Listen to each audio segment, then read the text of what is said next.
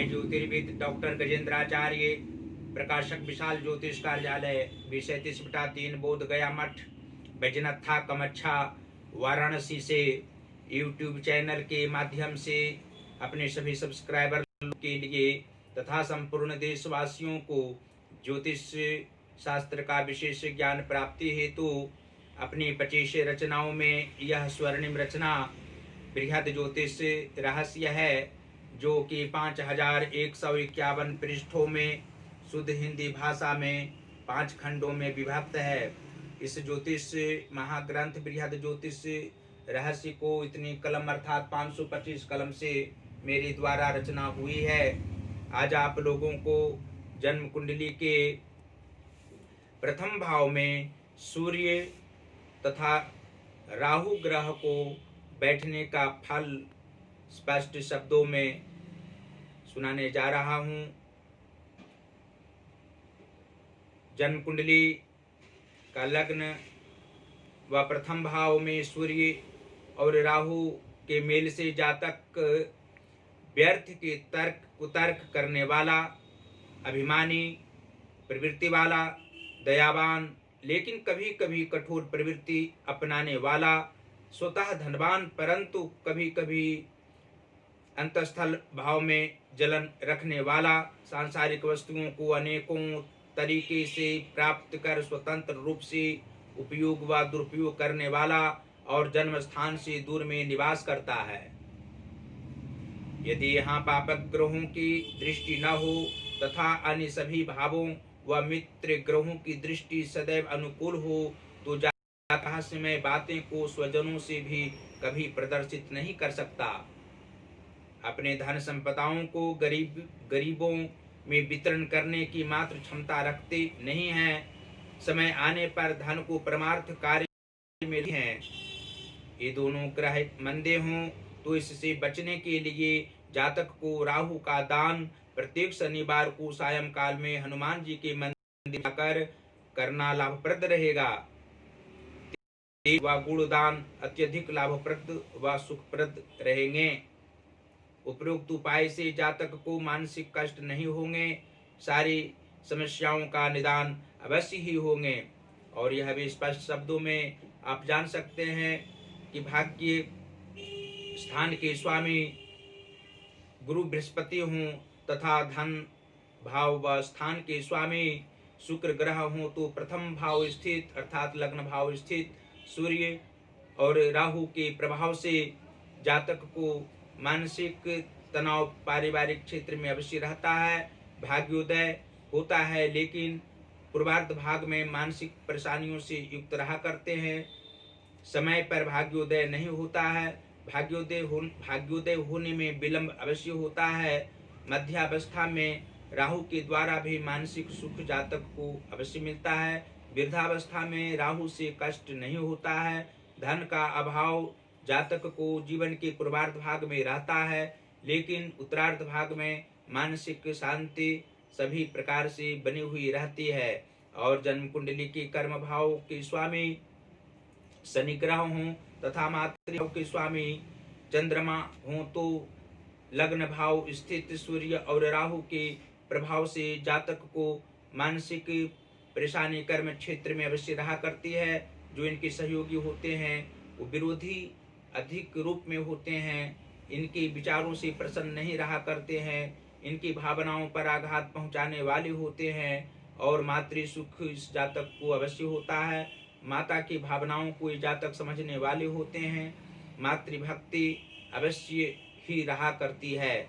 और एकादश भाव के स्वामी शनि ग्रह हों तथा पंचम भाव के स्वामी सूर्य ग्रह हों कुंडली में तो प्रथम भाव स्थित सूर्य और राहु के प्रभाव से जातक को धनताओं का अभाव मध्यावस्था में मुख्य रूप से नहीं रहना स्वाभाविक बात होती है। जातक अपनी परेशानी को अन्य जनों को बांटने वाले नहीं होते हैं। अपने मन की बात अंतर्मन में रखने की आदत इनकी होती है। पुत्र सुख अवश्य होता है लेकिन पुत्र की भावनाओं को समझने वाले ये जातक नहीं होते हैं। आत्मिक सुख प्राप्त करने की इच्छा जातक से रखा करते हैं लेकिन जातक सभी अवस्थाओं में इनके अनुकूल चलने वाले नहीं होते हैं। और अंत में यह आप लोग जान सकते हैं कि जन्म कुंडली के सप्तम भाव के स्वामी शुक्र ग्रह हों तथा प्रथम भाव के स्वामी मंगल ग्रह हों और सूर्य राहु प्रथम भाव में बैठा हो तो जातक को मानसिक परेशानी सांसारिक क्षेत्र में अवश्य होती है। नाना प्रकार के दुख पारिवारिक क्षेत्र में इनके होते हैं। परिवारजनों के लिए जातक मर मिटने वाले होते हैं, लेकिन परिवार इनकी भावनाओं को समझने वाले नहीं होते हैं। इनके विरोधी अधिकांशतः लोग पारिवारिक क्षेत्र में रहा करते हैं और शारीरिक कष्ट जातक को जीवन के पूर्वार्ध भाग में भी होता है और उत्तरार्ध भाग में भी कम शारीरिक कष्ट नहीं होता है। मृत्यु होने समय शारीरिक कष्ट की अधिकता रहा करती है। हृदय रोग के कारण एवं मानसिक मस्तिष्क रोग के कारण जातक की मृत्यु होती है। और अंत में फिर आप लोग यह जान सकते हैं कि जन्म कुंडली के नीच भावों में यदि शुभ व मार्गी ग्रह बैठे हों और कुंडली के केंद्र में व उच्च भावों में पाप ग्रह बैठे हों तो प्रथम भाव स्थित सूर्य और राहु के प्रभाव से जातक को मित्र सुख की प्राप्ति नहीं होती है। मित्र इनकी भावनाओं को ठेस पहुंचाने वाले होते हैं। इनके बढ़ने से, इनकी बढ़ोतरी से जातक के मित्र को आत्मिक दुख अवश्य होता है।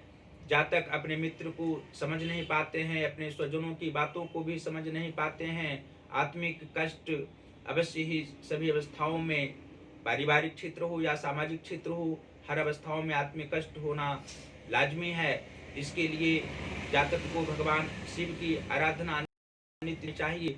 भगवान शिव लिंग पर अवश्य ही जल अर्पित करना चाहिए, बिल्व पत्र भी साथ साथ चढ़ाना चाहिए और कुछ द्रव्य भी चढ़ाने से आत्मिक शांति, मानसिक तनाव अवश्य ही मिटेंगे और धन धान्य का अभाव नहीं रहेगा। साथ ही हनुमान जी की आराधना ध्यान जातक को अवश्य करनी चाहिए। तुलसी की माला हनुमान जी पर चढ़ाने से जातक को मानसिक सुख अवश्य ही प्राप्त होगा।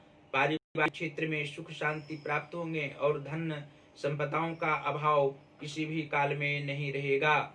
और अंत में फिर इस ज्योतिष महाग्रंथ को आप लोग अवश्य मंगवाएं।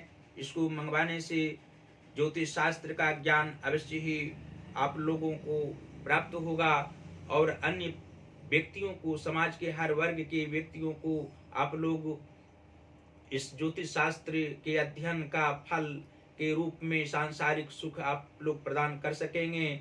आप लोग एक ज्योतिषी ज्योतिर्विद के रूप में भी इसके गहन अध्ययन करने पर जाने जाएंगे और प्रकाश की कार्य भी हम करते हैं। इसलिए हिंदी का पुस्तक हो यहाँ से प्रकाशित करा सकते हैं, संस्कृत का इंग्लिश का बुक हो, आप लोग अवश्य ही यहाँ से प्रकाशित पुस्तक को करावें। कम समय पर आप लोग को यहाँ से दिया जाएगा और उचित धन ही लिया जाएगा जो आप लोग संतुष्ट रह सकें, जिसमें संतुष्ट रह सकें और आप लोग का आशीर्वाद प्राप्त होते रहे, यही हमारे लिए बहुत ज़्यादा है। हमसे सीधा संपर्क करने के लिए आप लोग हमारा पहला नंबर लिख सकते हैं 9451228747, ये हमारा व्हाट्सएप नंबर है। और दूसरा नंबर पेटीएम का नंबर है 88407617 और 92। आप लोग इंस्टाग्राम पर भी ज्योतिष महाज्ञान हमारा अकाउंट है, उसको आप लोग अवश्य फॉलो करें और वीडियो को देखते रहें। साथ ही फेसबुक पर भी आप लोग हमारे सभी वीडियो को देख सकते हैं, ज्योतिष का ज्ञान प्राप्त कर सकते हैं। गजेंद्र आचार्य ज्योतिर्विद हमारी आईडी है, उसको अवश्य आप लोग खोलें और सभी वीडियो को आप लोग देखें, ज्ञान अर्जित करें, जिससे हमको आत्मिक खुशी होगी। और देवादिदेव महादेव भगवान श्री काशी विश्वनाथ जी की कृपा, असीम कृपा आप लोग पर बरसती रहेगी। माता अन्नपूर्णा की असीम कृपा होती रहेगी, जिससे आप लोग सदैव स्वस्थ रहेंगे, प्रसन्न रहेंगे, अपने परिवार गण के साथ सुखमय जीवन व्यतीत करते रहेंगे। धन्यवाद।